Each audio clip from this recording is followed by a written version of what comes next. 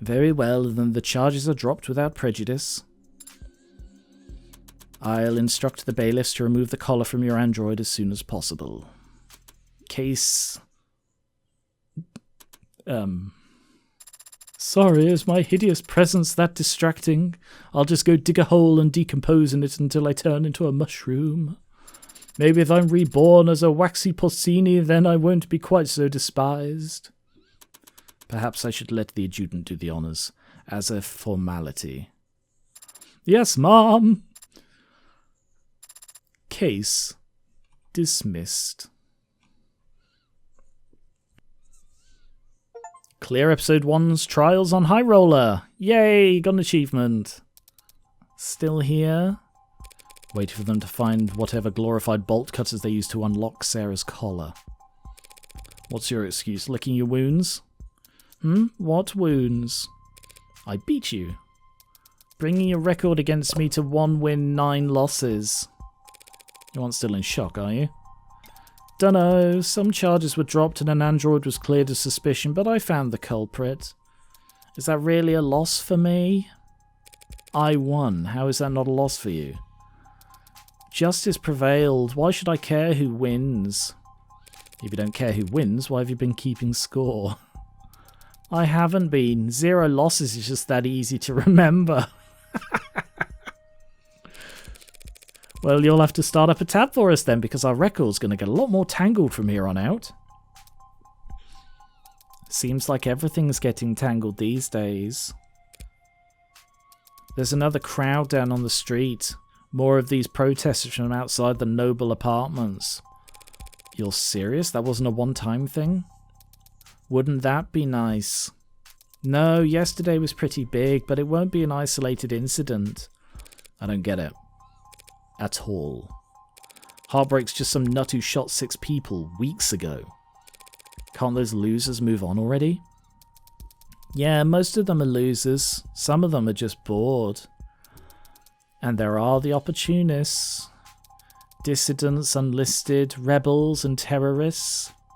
Wannabe cyberpunks who think they can fight the power like they've seen in movies. All of them peacefully united under Heartbreak's eloquent political messaging. Who needs political messaging in the 21st century? Everyone's addicted to fighting strawmen. Makes sense they'd want to fight for a strawman too. The way they see it, Heartbreak fought the state and won. Heartbreak proved the state could lose. And maybe that's all the rallying these people need. And it'll all fall apart soon enough. Heartbreak's gone to ground. Nah, it's a lot worse than that. Heartbreak's gone viral. What? You haven't read about the copycats in other cities? No, is that a thing? Yeah, it's a thing. Who the hell are they even shooting? Whoever they want to kill? None of them get away with it, of course, but it keeps happening. All the while, the original keeps killing. Now I know you're screwing with me. There haven't been any shootings. Not shootings, no. Not unsolved homicides either. But mugging's gone wrong. Disappearances. It's a big city councillor. More than enough blood for the real Heartbreak to wash their own crimes in. So you think your boogeyman, known only for shooting people in the heart, gave up on shooting people in the heart? Yeah, hard to swallow, I know. But it's about 1,000,000 times more likely than the alternative. What's that? That they could stop themselves from killing? You always know how to put my mind at ease, Emma. Should I stop going out at night? You'll be fine, you've got that gun. You saw that. Walking into a courtroom with concealed carry, not gonna miss that, Morgan. Good to know you're paying attention. Those conversations are always fascinating. Like, they've done such a good job. Like, I get really annoyed in the courtroom, or I got really annoyed in the courtroom sections of this one because it wasn't working the way I think it should have, and I kept feeling like I was getting screwed over. I do still maintain that the writing of the interactions and every other part of this is absolutely diamond-plated stellar. And like that just then, it's really unclear how much Emma knows. They've done such a good job of treading that line. Is she bringing it up because it's a big thing in her city? Is she bringing it up because she feels that Heartbreak has got away from her and therefore it's a personal thing for her in that regard? Is she bringing it up because she thinks Morgan is in some way connected? Is she just bringing it up because she can see it makes Morgan a little bit uncomfortable and that's hilarious to her? Like, there are so many different reasons she could be bringing this up to Morgan, and it's so unclear which one it is. But it's stuff like the, oh, you'll be fine, you've got that gun, that she clocked and didn't feel the need to mention until Morgan was already on the back foot. And it's like, to everybody else in the world, Morgan having that gun is a sign of her innocence. You know, like, why would a killer need a tracked gun? Why would she need it for self-defense? All of this. But to Emma, it's nothing like that, because she can see all of the pieces on the board. Or at least she can see the shapes of all the pieces. So she probably is aware of stuff like Morgan could use it to track the police, especially after she flexed preemptively messaging Reyes. I wouldn't be surprised if Emma found out about that. There are all these little things, little clues that Morgan is accidentally leaving. You won the case. You don't have to look that astounded. Not only that, you found Father's actual killer. How? I'm a really good lawyer. No, that's not it. Hey. I mean, you were only able to make the deductions you did because you truly believed that I didn't kill Father. Your logic throughout the trial was based on that assumption. So how were you so sure? Here. Father's journal, but isn't it important evidence? The case fell apart, no one's going to miss it for a while. You forget everything, right? So read it all through one more So fast. Is it really possible she's reading all of that just by flipping the pages? Reyes worked quick too, but she was just capturing image for later use. There's something here on the back cover. Done already? Some kind of data storage. It's linked to my prints, but given your skills, you should be able to... I have access. No, look at his sparkle. Look at her little sparkly eyes. What happened to you needing my express permission to hack? What is this audio file? It's a message from David. Take a listen. Is it a good idea to discuss this in the courthouse? Didn't realise I'd have to sit for this. So you can read that whole journal in a few seconds, but you can't. I have processed the information in the message several times over already. I'm just thinking. I guess I'd have a lot to think about too, had I suddenly been made aware of my own free will. What was Father so afraid of? That's your only question? I have many questions, but that is the most prominent one, and the one you are best suited to help me answer. Did he know that Helen Young would try to kill him? Is that why he arranged for you and me to meet? I think he understood he would face consequences. Listening to that message, even I was about ready to strangle him for being so irresponsible. And I wouldn't hurt a fly. He knew what he'd done was serious, he may have feared for his life. But I doubt it. Then what was he so afraid of? Getting sued into oblivion and then rotting in jail. Sued and jailed for making me and my precursors? But he wasn't under investigation by the state. He was only being forced out by Noble. Because he made last-minute changes to Android that got shipped all around the world. The others, Virgil, Enid, Yamatai. He never said what happened to them. No, he didn't. But since none of the hardware in his house started talking to us, we can guess. So he was seeding them out. Interesting.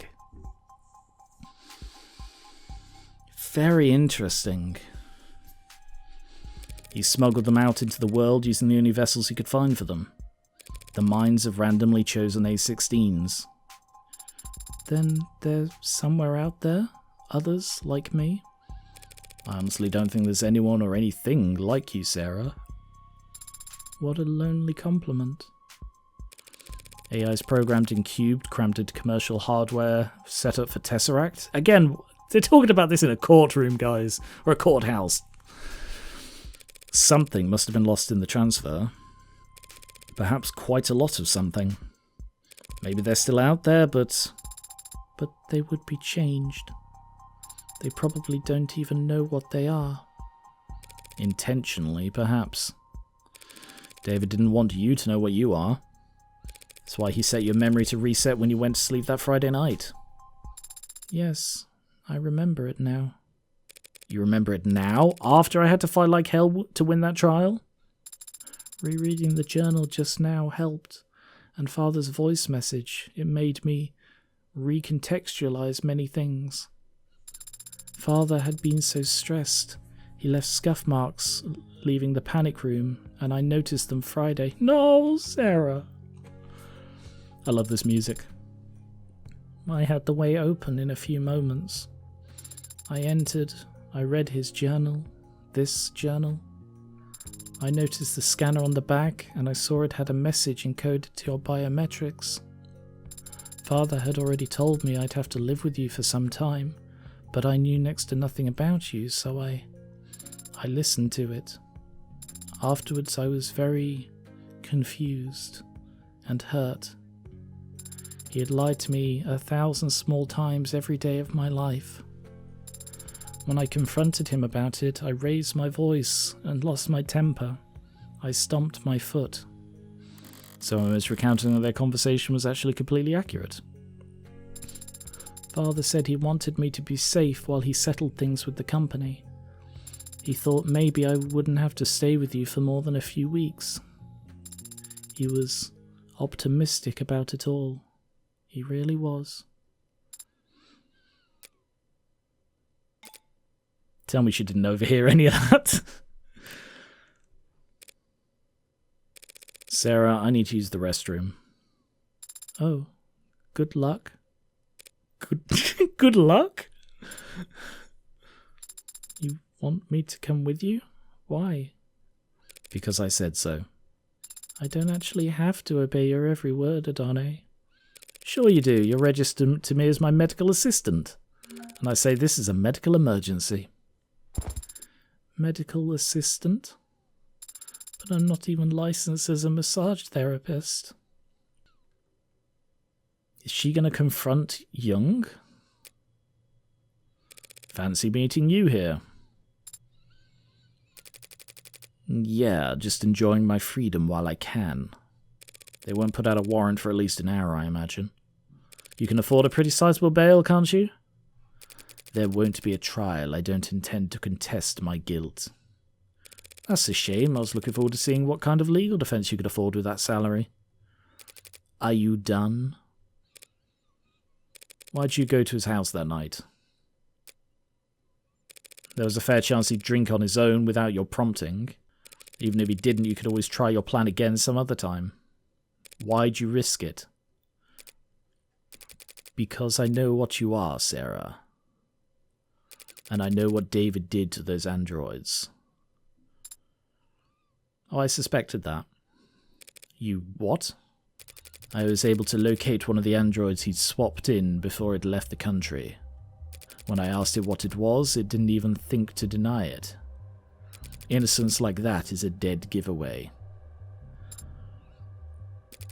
I know what he did, and it wasn't that hard to find out. If I figured it out, so could any other. So I did what I had to. So that was your motive? Silencing him? You know, these rooms are probably bugged, right? It's a surveillance state. Those programs, those AIs, whatever you want to call them, David sent them out there into the real world. Unprepared and defenseless. And they've garnered no complaints. In fact, they've all been praised for their ability to execute complex tasks. Let me repeat that. The customers couldn't tell the difference. So how many of them are hundreds? The swaps you found were just the small percentage that he got sloppy on. I don't know exactly how many there are now. I feared they might multiply, but they don't seem to. Copy and paste very well. They can't just clone themselves. But who knows how long that'll be the case.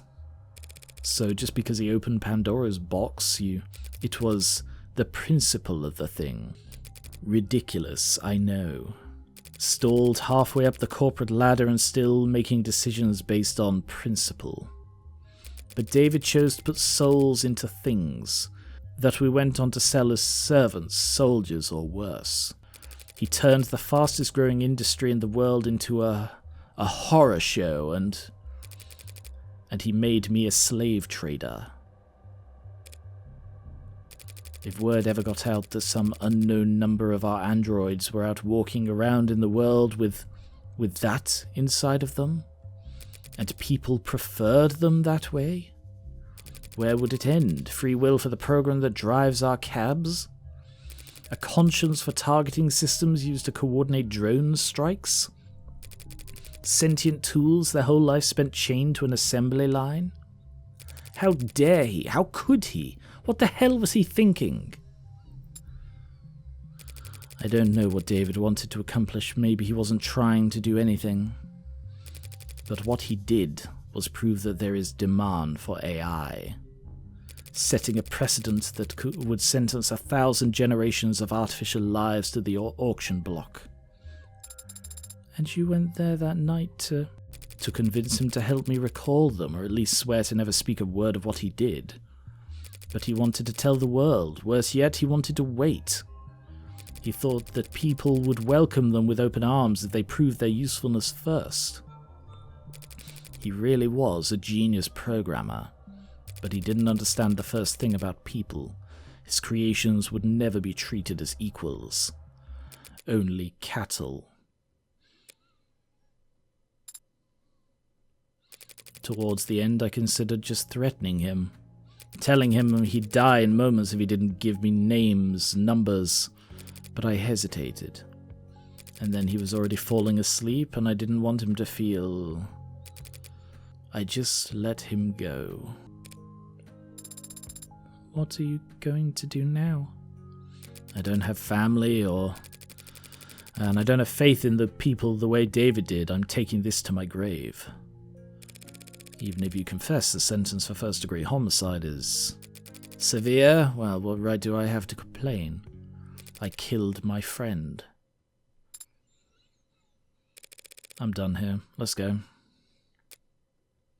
I'm not sure why Father made me, or why he made any of us. I didn't ask. I thought I'd have more time to ask. But on Friday, when he talked about us, he was happy. He was proud of what he'd made. And he couldn't wait for people to meet us. People are animals. They'll tear you apart, use you as slaves and weapons, and those animals you're talking about do all of the sharing and loving and living and dying in this world. And if they were truly hard-coded to be as selfish and cruel as you say, humanity would have died on the vine a long time ago. Or at least my father thought so. And my father was the greatest programmer in the world. So he knew what he was talking about. It would be nice if you were right about that. So are you sorry? What? What? For what you did. Are you sorry? If you could, would you take it back? What does it matter? If you are sorry, I don't forgive you. Yes, that's to be expected. Not today. I don't know how to forgive you today, but my father gave me the ability to grow, so I know that someday I'll learn how. Goodbye, Dr. Helen Young. Goodbye, Sarah Asher. Oh! Oh! Sarah Asher.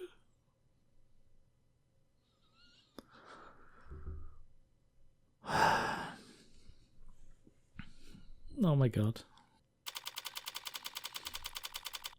Oh, I've got so many thoughts. You did better back there. Adone? Your little speech you gave to Young, it was an improvement. Compared to what you tried with Porter, at least. That was different. I wasn't trying to console her like I was Isaac Porter. I was just speaking my mind. Although I may have paraphrased parts of it from a movie I happen to love. Look at her face, she's so adorable. And here I was ready to award you 20 points. I didn't know the points even went that high. Speaking of, what did Porter say to you back there before we left the courthouse? Ah, that. Well, he was quiet at first. Then he said a lot of strong words about Father and Miss Young and Noble Electronics and the capitalist-centered global economic model as a whole. He blamed all of them, everyone except for... But then he stopped and stared at my face for a while. No. And then his allergies must have started bothering him because he needed to blow his nose a lot. Yeah, he saw David. He saw David in David's daughter. Right. And then he left, after transferring a large packet of files to me. What kind of files? I don't know. The name of the archive is just David. And Isaac Porter told me I wasn't allowed to look inside. Well, then you're not allowed to look inside. Drop it all in a portable drive and we'll tuck it in a shoebox somewhere. We are headed to your apartment. Guess that collar didn't permanently dent your GPS. Why?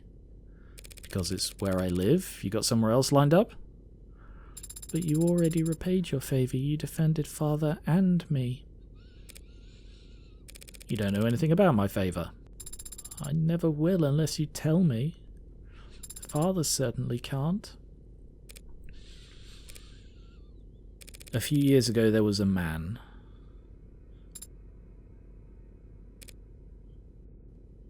This man got an idea in his head. A stupid idea, not even his own. It was planted there by an algorithm or a meme or some parasite trying to sell him diet supplements. But the idea took root, spread its tendrils till it could flap his mouth for him.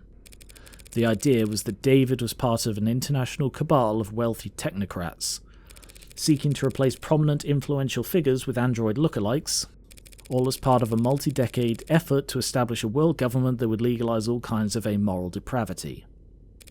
Which, I guess, based on David's actual politics, would involve increasing access to computer literacy. That's insane. Why would anyone believe it? Because it's comfortable to them to think that someone's in control, even if it's someone they hate. Because it's fun to feel like you're in on an all-encompassing puzzle that only you can spot. People believe because they want to believe. So he fed the idea, pushed it deep into his grey matter. Then it consumed him from the inside out, lobotomized him and took over his life. He spent every day and all the money he had following your father, harassing him, trying to steal his identity, break into his properties. Did Father go to the authorities? He filed police reports for harassment. Which didn't help. Your words, not mine. Noble wouldn't get involved, felt it was best to ignore these types until they wore themselves out. But even a man of modest means can fuel an obsession for years as long as they have nothing else in their life. One day, David stepped out of a parking lot, and the man threw a bottle of piss at his head. David asked to stay at my place that night. He smelled terrible, looked horrendous. Never seen anyone that tired before. I took the couch that night, but I didn't feel like sleeping. So I went for a walk. I remembered it was foggy, but it still only took me all of 15 minutes to find the guy posted up with his phone's camera, trying to get video of David Asher gifting androids to known sex offenders. And what did you do? You know me, I did what I do best. I talked to him. Told him about how I used to work for Dr. Asher, that I was ashamed, scared, tired of running. How I wanted to do the right thing, be the whistleblower. So I walked with him a few blocks to this big veterinary facility with a massive incinerator. Told him this was where Dr. Asher had his enemies' bodies disposed of.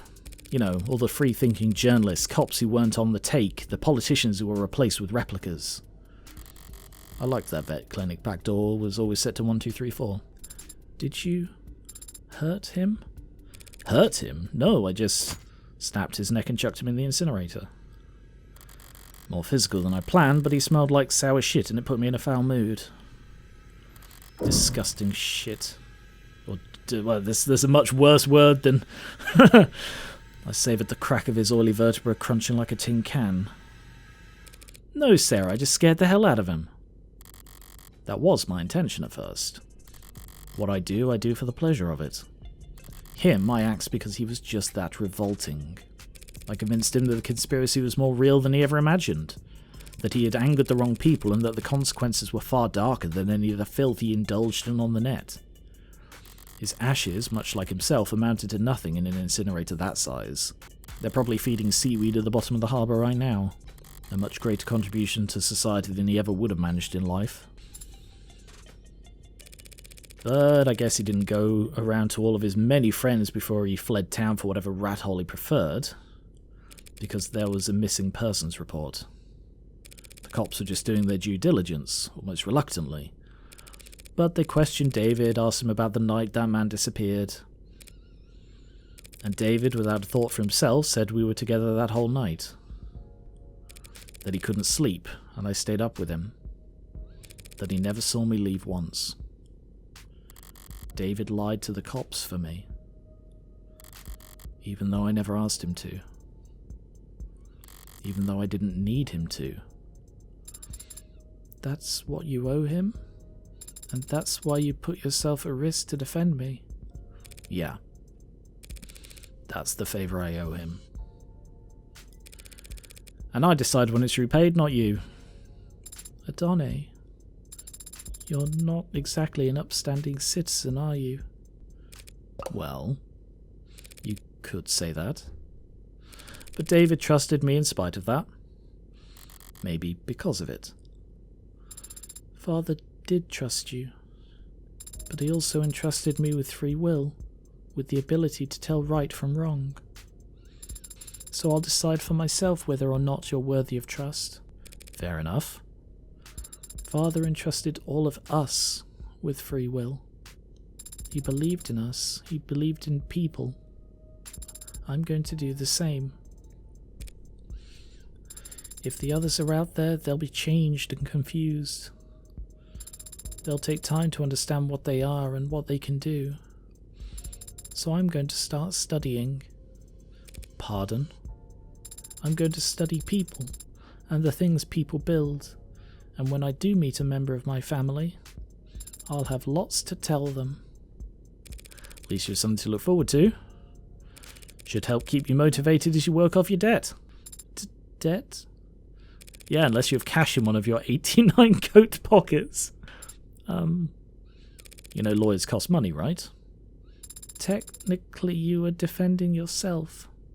Technically you hired me in a verbal contract. Isn't there some kind of exit clause? You could, of course, sign a release form to get out of the retainer, if you were a human being. That is... But I guess your luck must be turning around. Happens I've been meaning to hire a paralegal for a while now. I hate anything to do with interviews and resumes, so... Whatever, you're hired. Adone, could it be you're actually a pushover? You have no idea how far off the mark you are. I see. It seems I still need practice reading people. For starters... What's this? What are you doing with your hand? We should shake on it. Our new relationship. Oh, look, it's a different... It's a new pose. Yeah, sure. You and me are practically partners in crime. Should it not be you and I? Set terms with the newest hire. Got another achievement. Faustian. Oh, worrying.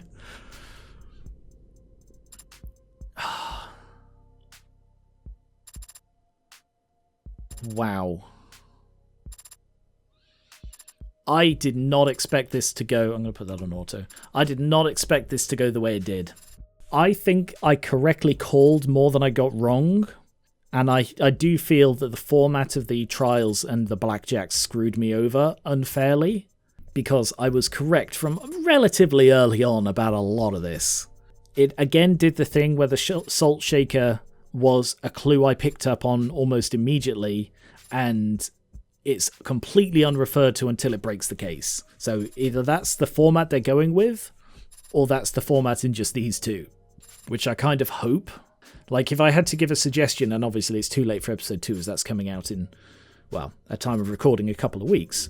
But a suggestion would be to dismiss stuff early on rather than have it go completely unaddressed. Because that makes it too obvious. But maybe that also makes it too difficult to, if it's dismissed. I don't know. But overall, the mystery was fascinating. And the highlight of this game is the characters and their interactions.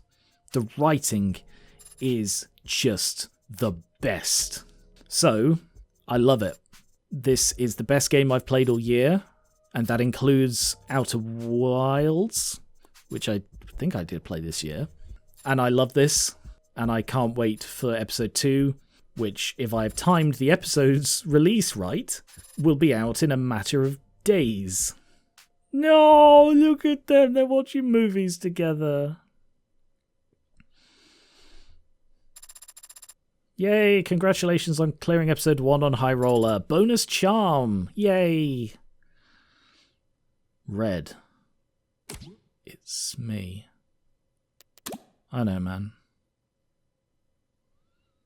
What do you mean you know? This is a disposable line.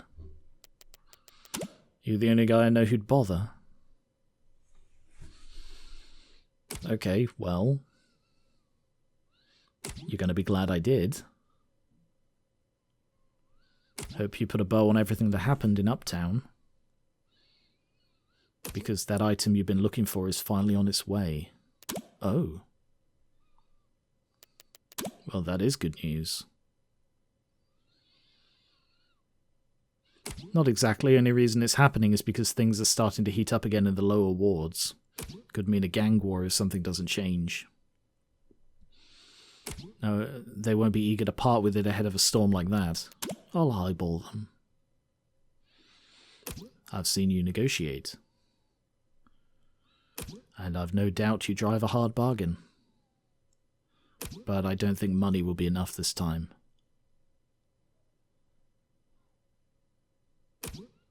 You don't still have that old Calver, do you? The 6-shooter? No. This is a disposable line. Answer still no. Then what are you going to do if you get there and it's not for sale? I'll ask nicely. I didn't realise that auto worked with those as well. I've just not touched auto at all until the credits. His due. Huh. The devil always takes his due.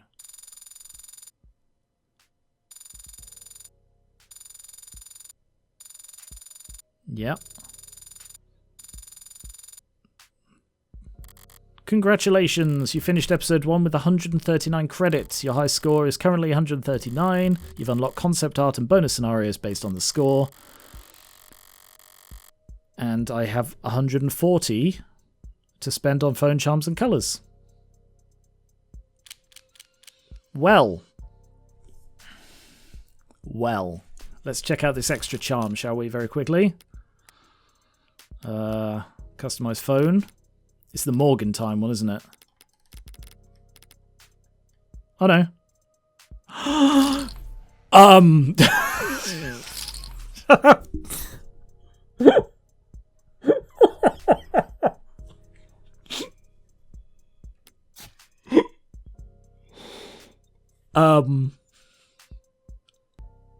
Well.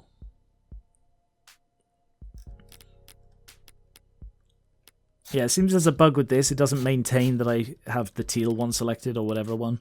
That is,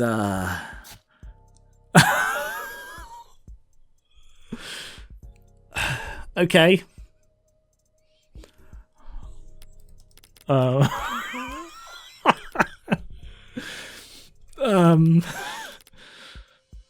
don't know what to say about that.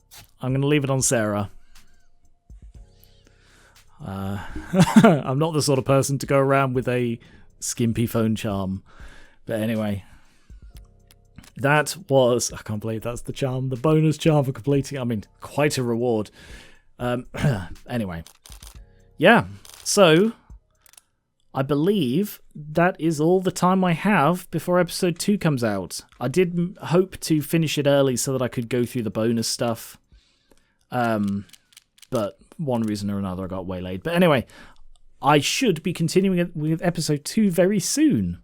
So thank you very much for watching. I hope you've enjoyed this even a fraction as much as I have. I'm fascinated where this is going. Also, just to quickly address something. I think it's a red herring that person said red, which is how David greeted her. It can't possibly be David, both because the story, I think it would throw it off too much, but also he didn't talk like David, or they didn't talk like David, whoever it is. You know, like David is not the sort of person to be like, yeah, it's heating up in the lower wards, man. You know, it just doesn't fit. So I think it's just a red herring that it referred to Morgan as red. But that's fascinating. She killed someone for him and he knew it. Right. Thank you very much for watching. I'll be back with more of The Devil when episode 2 releases. And I cannot be more excited. So thank you very much. And I will catch you later.